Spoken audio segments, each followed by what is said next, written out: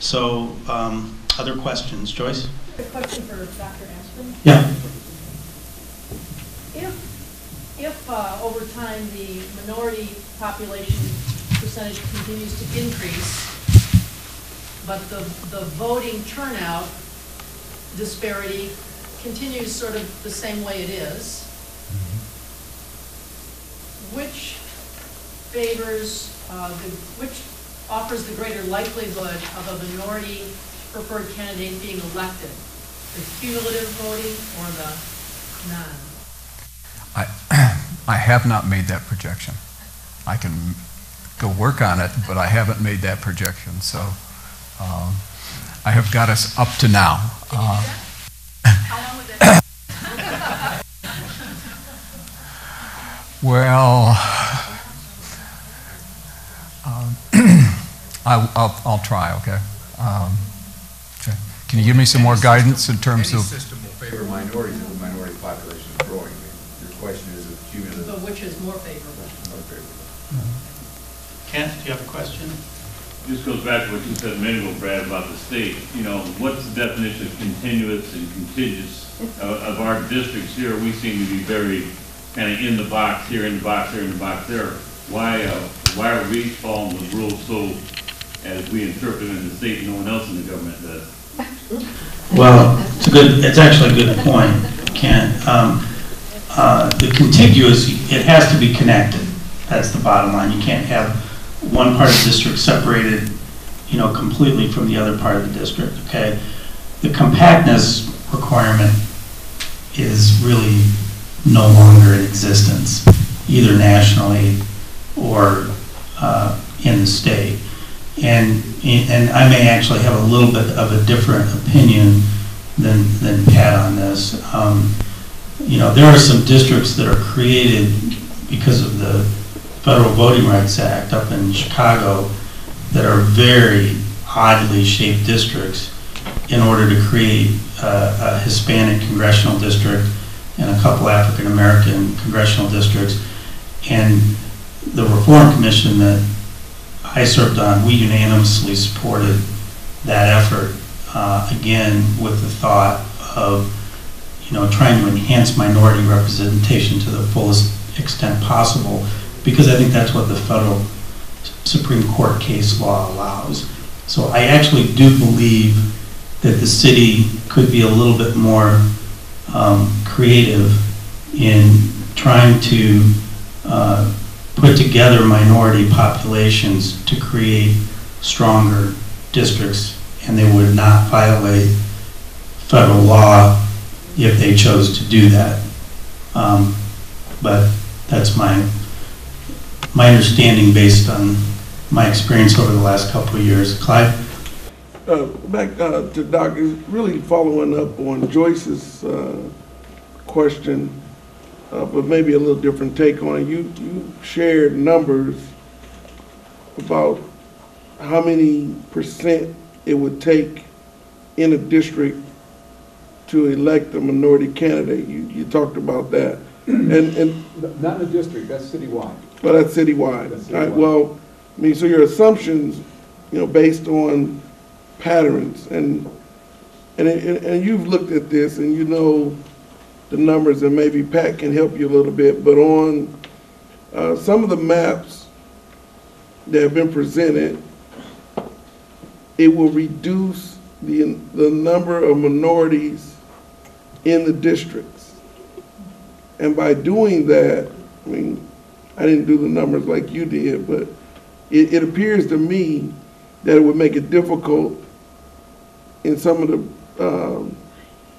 maps that are being presented to elect a minority candidate, specifically in District 1. Yeah. Did you come to that same assumption? And because if you take District 1, for example, and move it up to Nebraska, the numbers are going to change drastically, and the percentages are going to change. I would assume that then in District 1 it would be difficult to elect a minority candidate. Did you come to that assumption? Let me answer the number question first. Okay, right now, District 1, the percentage of black voting age population is 37.09%. And then when you were on the committee and we looked at all of these different maps, we had 13 different scenarios with 5 districts. And the scenario that the committee recommended as the best example had 37.33% African American voting age. So it was just a small, very small percentage above that. So it was not decreased. It was increased by a small amount. So 37.09% as compared to 37.33%. I don't think that's his question. I think his question is if you broke it into smaller districts, then the statistics you read earlier, then that percentage of African American voting age population drops. The percent drops. If I can follow up, in terms of what I did, okay, I was working on the voting results, so I'm working off the current precincts, okay? That's what I focused on. I knew we would be looking forward and to these, and I took one look at the maps that they have, and I went, I do not have the time to figure out what the composition of these districts are. I simply don't. And so I got out my own spreadsheet of what the populations are in each of the precincts and said, can I create districts where I could find, and I'm not encumbered by the rules that she is encumbered by, can I simply put contiguous precincts together and come up first with the first district, okay, which was a majority-minority district. Yes, I could do that. The second district was more of a challenge to create that because the area there around Bradley University has a very low minority population, and that's included in that district down there right now. So the second one is a challenge because the population is increasingly spreading out across the city. But I was able to create a district, a little gerrymandering is required, that did come up with a majority minority, but you, pardon me, a majority minority, but you had to add African American and Hispanic together to get over 50%. Okay, but that was just working off the current precincts and adding them up to see what I could do. That's all I did. I just want to follow up one more on your cumulative voting and minority candidates, and this is your data. And I understand this is cumulative, but your statistics show voting habits. Okay, so you have an area that's 80 to 90% minority. They vote 24%. It's 24%.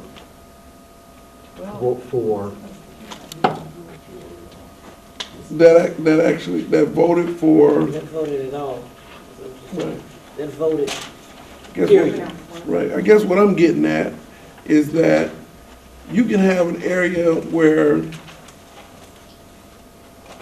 the percentages are the same across the board, and if the percentage of people, I mean, we can be equal with the percentage of people, but African Americans, and say if only 10% of them are going to vote, then even though it's 37% of the numbers that Pat put forward, still it'd be difficult to elect a minority candidate because if you have an area that's like strong in voting and active voters, they can only represent 50%, and if 90% of them vote, you still lose.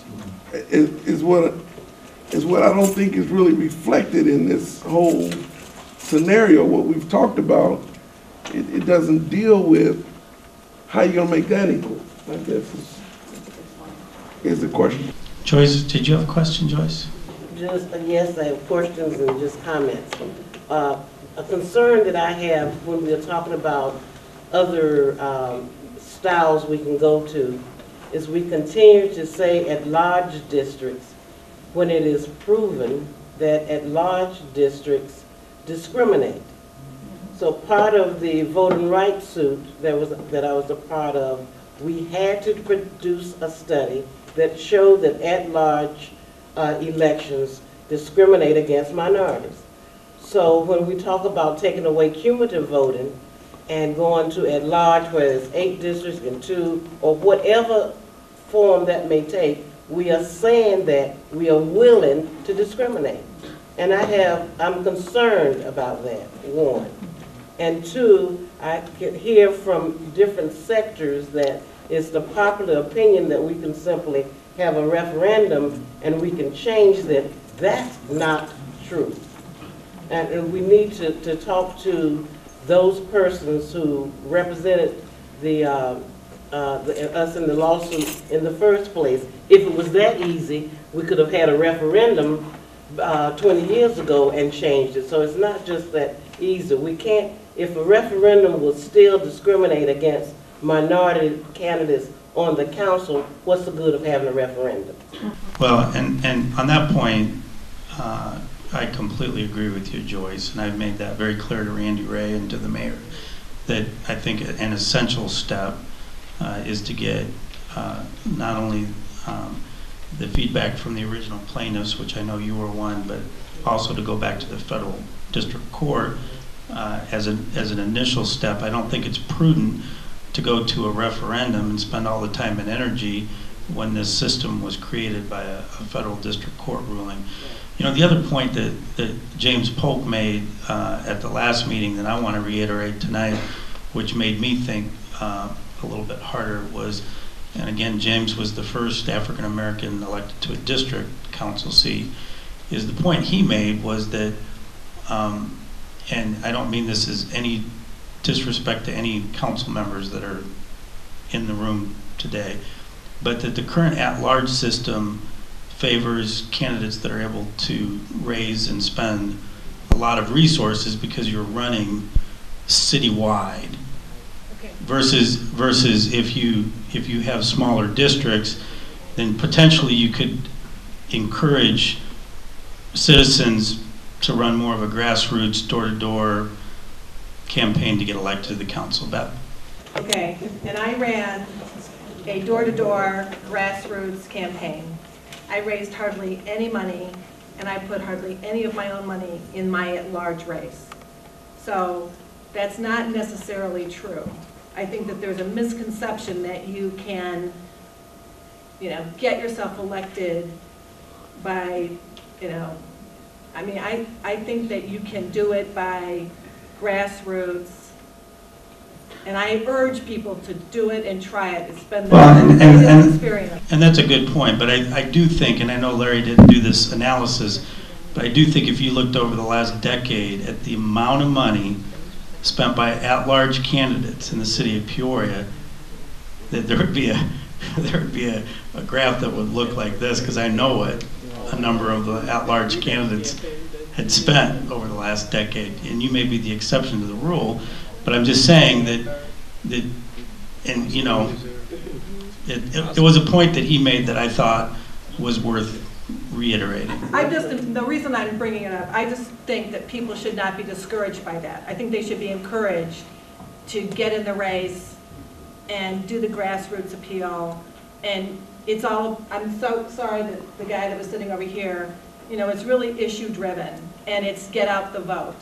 If you can get people to get out the vote, that is what makes a huge difference. And I'm a perfect example of someone who ran in a district race.